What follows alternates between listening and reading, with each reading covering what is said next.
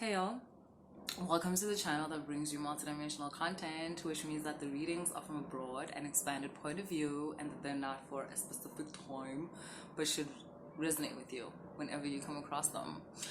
For those of you that are looking for a personal read, there's information in the description box. You've got general energy reading, twin flame readings, Orisha readings, Starseed readings, Akashic readings. An Akashic reading is like a past life transgression reading, but more broad, because it's not just past, it's past, future, everything, everywhere, all at once. Thank you, Hollywood. Yeah, so everything is in the description box. Right, so let's get into our reading. Our reading today is about, we're stepping into a new Zodiac cycle, right? We just entered Aries season, which is the first sign of the Zodiac, and we basically closed off a certain period in our lives as Pisces ended. So yeah, a lot of portals are actually opening, or if you prefer closing and some opening. Saturn in Pisces, new portal.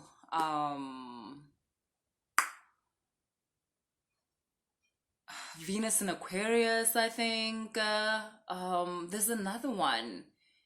Is it Pluto in Aquarius? I don't know, but like, look, there's a lot of portals opening and closing, but I want to know, like, what does this astrological cycle have for you? Like, what is this new astrological cycle as we're starting a new cycle in terms of astrology with Aries? What does that have in store for you, right? Oh, what magic do the stars have in store for us?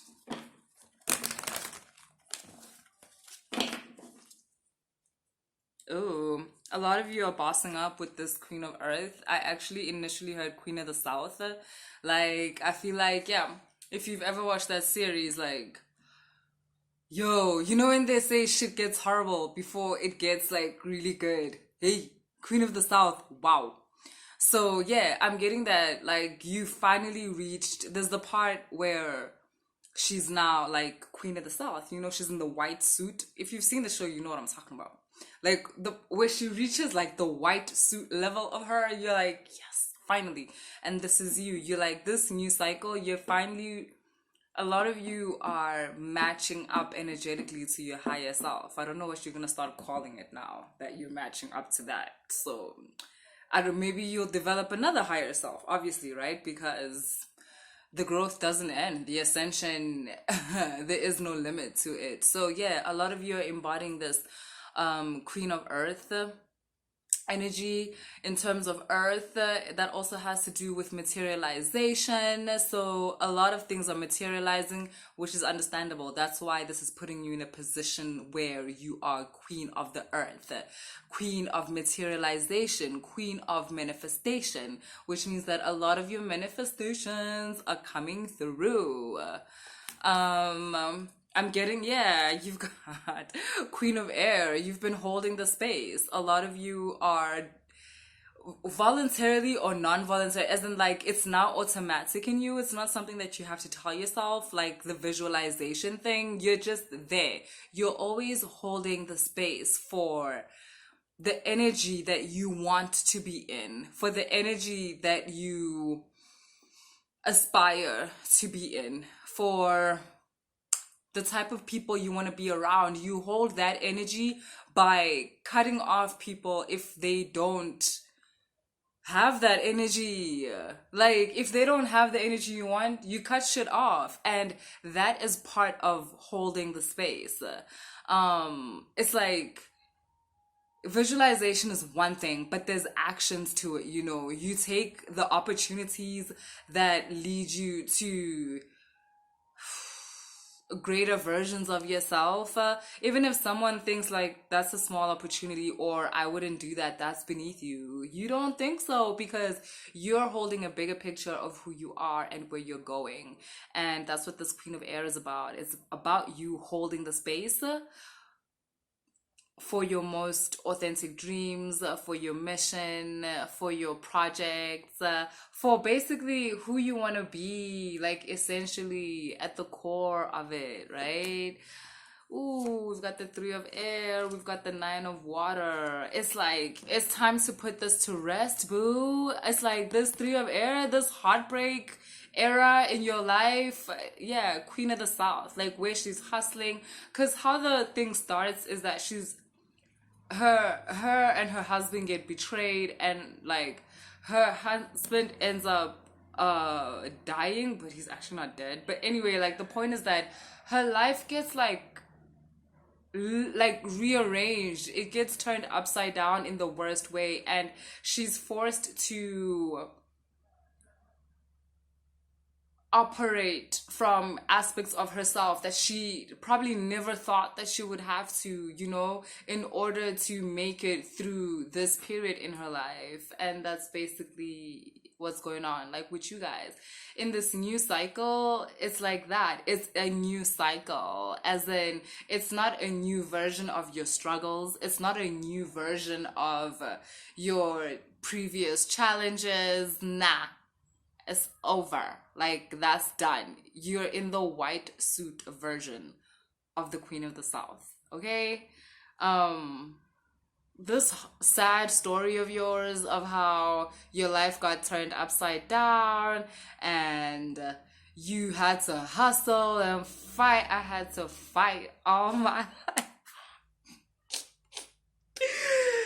Like, that's done. Like, you are putting that shit to rest with this Nine of Water. You know what? I'm surprised at how quickly you're going to adjust, because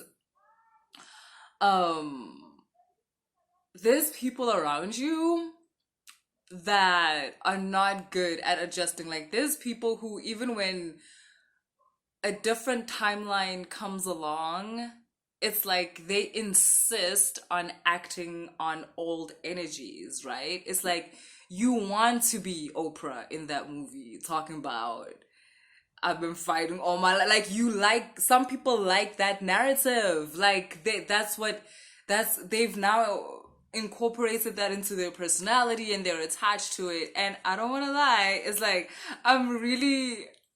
it's funny to me, like, how that's not you. Like, you jump from this Three of Swords to this Nine of Water so fast that everybody around you immediately even forgets that you were ever in this Three of Swords. It's as if you've just been flourishing the whole time. It's like they've been watching you and like laughing at you and being like, yeah, fuck you. Like, while you were in the Three of Swords, like while you were in the hustling version of the Queen of the South. But the way you complete this transition, like, you have no doubt about how you are worthy of the blessings that are coming to you. You have no doubt about how you're deserving. It's like you've been aware this whole time. And not only that, you knew this was coming. This Nine of Cups, your wishes fulfilled, your brand new day. Like, you knew it was coming. Some of y'all that are very astrologically inclined even knew that as soon as Aries season starts, like, you're on the go. Some of you even knew that as soon as this, like, Zodiac cycle starts, like, you're good to go. As you were going through Pisces, like, you were closing off, like, this gray, like, shadowy timeline. You were closing off your dark night of the soul, like, once and for all. Because it's no longer dark for you. Like it's no longer, they might as well call it, like, the day of the soul or the light of the soul, because for you there's nothing dark in there anymore. You're aware of everything. You are connected to everything, which makes it so that like you're not afraid and you're not anxious, and yeah, you're no longer the person that started this journey. You're no longer the person that started this journey. You've grown so much. And yeah, this new Zodiac season brings you into this Nine of Water, which is, like I said, wishes fulfilled. If that sounds whimsical and childish to you, what I mean is that because it's not just like, oh, you sat under a tree and wished for something. No, so I understand why that would sound childish to some people. No, what I mean is like what you've been working on, like practically working on. Um,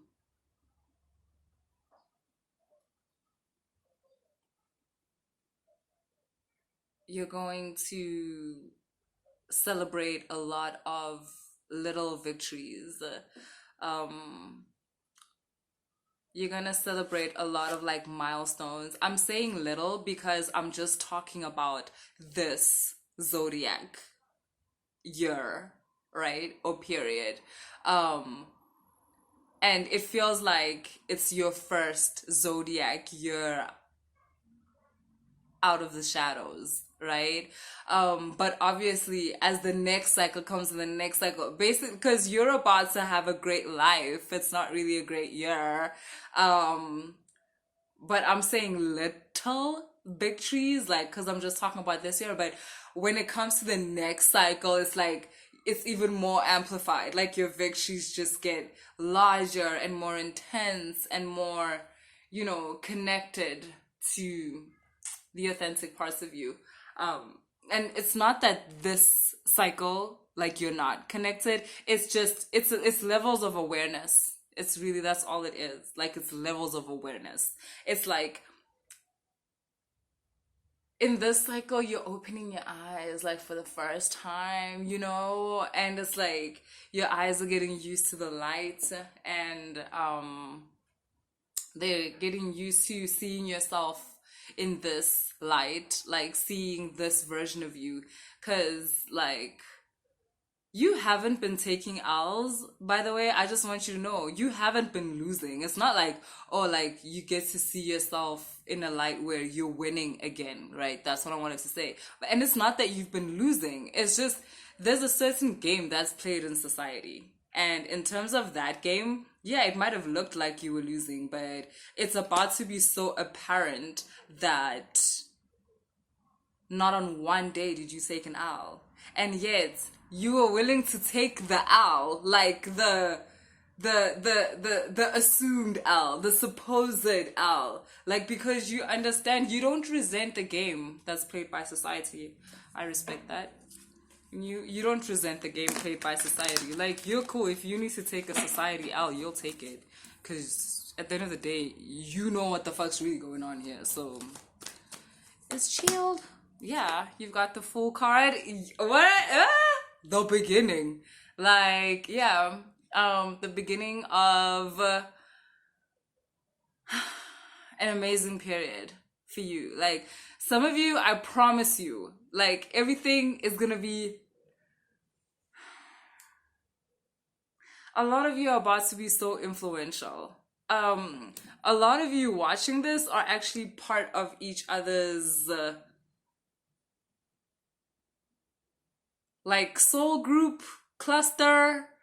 Um, yeah, like you'll notice how you could be far from someone. Like let's say you're watching this and you're in the States, and there's someone watching this in Australia, and there's someone watching this in India, someone watching this in Germany, and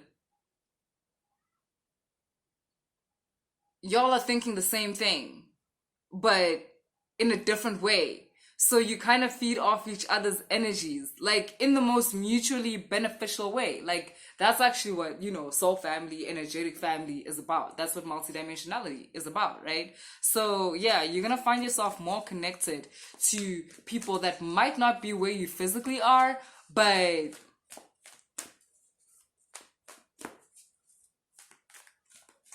energetically, the resonance is like it's earth shattering. And because of that, it's only a matter of time before this reflects in your physical reality. So where you actually, maybe you're going to be in some kind of a team, I don't know, maybe you're in a band, or maybe you're starting a, a project that just requires like more than two people, more than three people, because I'm seeing like teamwork here. And I just love how I'm getting just that you're ready to rejoin society. Not in the way that you did before, because now you're queen of the earth. Now you're queen of the south. It's totally different. And you've got decisions to make. Like, do you want a partner like in this,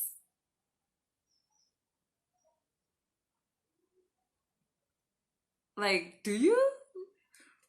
I'm just saying there's decisions to make. There's decisions to make. Also, within this new cycle, you have a lot to offer people in terms of nice. I like this.